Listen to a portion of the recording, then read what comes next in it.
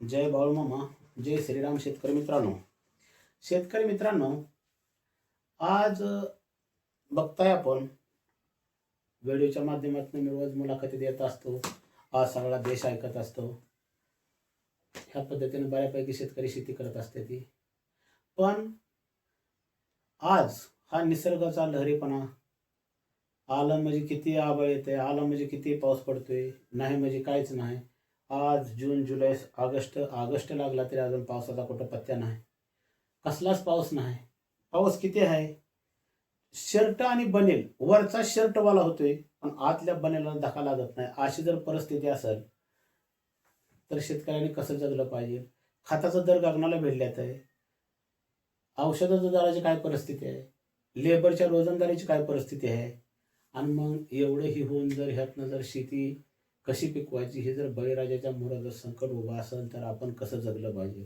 आज शासनाची धोरणं काय आहे ते बघा. आज शेतकऱ्यांना विचार करा की प्रत्येक गोष्टीत ह्या लोकांची धोरणं चुकीची आहे ती.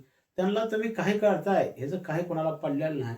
प्रत्येकाला ज्याचं त्याचं पोट भरायचं पडलेलं आहे, ज्याला त्याला ज्याचं त्याचं किस्सं भरायचं पडलेलं आहे. म्हणून भावांनो, कुठली गोष्ट करत असताना जर आपल्याला व्यवस्थित जगायचं असेल तर आपल्यालाच काहीतरी टकोर चालवून जगावं लागणार आहे. म्हणून ह्या नाना तंत्रज्ञानाच्या माध्यमातून रोज मी शेतकऱ्यापर्यंत जनजागृती करायचं काम करत असतो. आजचा माझा असा विषय असेल की शासनाने सुद्धा ह्यात थोडंफार बदल केला पाहिजे. आज आपली सगळी पोरं आपण नेतोय, शाळेत घालतोय. आज आपण आपला देश कृषीप्रधान देश म्हणतोय. मग कृषीप्रधान देश आहे. मग ह्या कृषीप्रधान देशात आपल्या पोरांना शिक्षण कशा पद्धतीने दिलं पाहिजे? आज तुम्ही विचार करा, ग्रामीणला तर प्रत्येक पोराच्या बापाकडे जमीन आहे.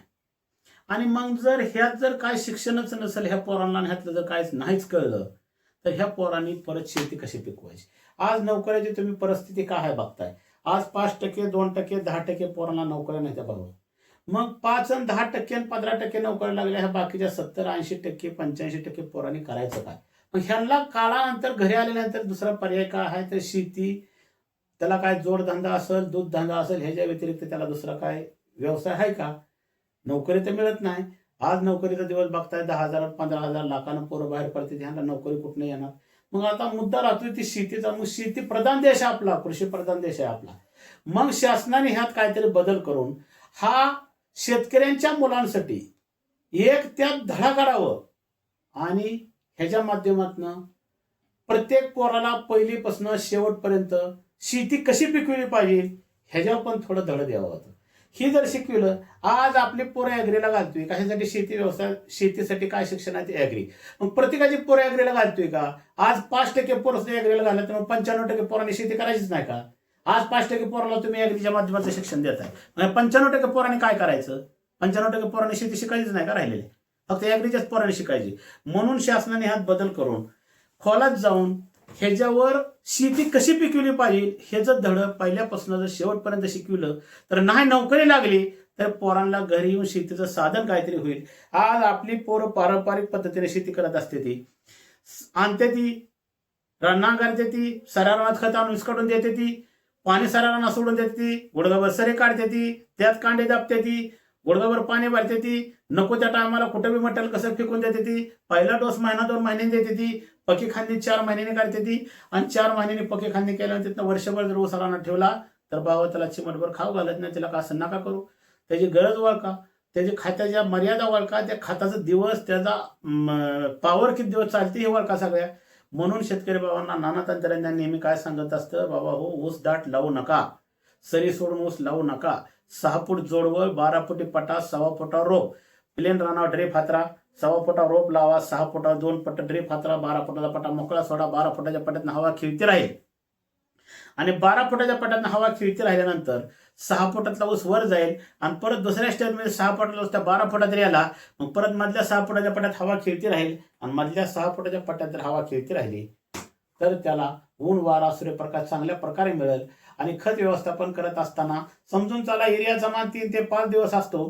तुम्ही 2 वेळा ऊसाला खतं टाकता म्हणजे 5 दुने 10 दिवस त्याला नायट्रोजन मिळतं. आणि ऊस मात्र रानात भाव हो तुम्ही 18 महिने 16 महिने ठेवता का? काय पद्धत आहे का बघा. आणि केळीला मात्र तुम्ही 7 दिवसाला, 5 दिवसाला, 7 दिवसाला, 4 दिवसाला सारखी खतं सोडत असता. आणि ऊसाला मात्र लागा तुम्ही कंसमामासारखा कपाट करत असता. असं भाव करू नका. ऊस शेती जर जग तारत असेल तर तुम्हाला ऊस शेती चालू शकते.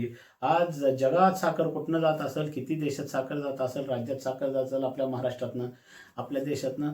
आपला देश कृषीप्रधान आहे. म्हणून साठी शासनाने सुद्धा थोडा शिक्षण धोरणात बदल करून पहिलीपासनं शेवटपर्यंत शिक्षणाचं धडं, शेती कशी करायची ह्याची धडं हे शिक्षणाच्या माध्यमातून पोरांना दिलं पाहिजे. तर नुसत्या ॲग्रीवर अवलंबून राहून चालणार नाही. सगळ्याची पोरं आपण ॲग्रीला घालत नाही. अजून एकदा तेच मी सांगतोय, तर शासनाने ह्यात बदल करावं आणि ॲग्रीचा जसा हे आहे तशाच पद्धतीनं पहिलीपासनं शेवटपर्यंत शेती कशी पिकवली पाहिजे ह्याच्यासाठी शासनाने काय धडं शिकवलं पाहिजे. आणि शेतकऱ्याच्या किंवा सर्वसामान्याच्या सगळ्या पोरांना शेती कशी पिकवली पाहिजे धडं दिलं पाहिजे. आणि अशा पद्धतीनं शेती करत चला तर शेती परवडणार आहे. जय बाळूमामा, जय श्रीराम.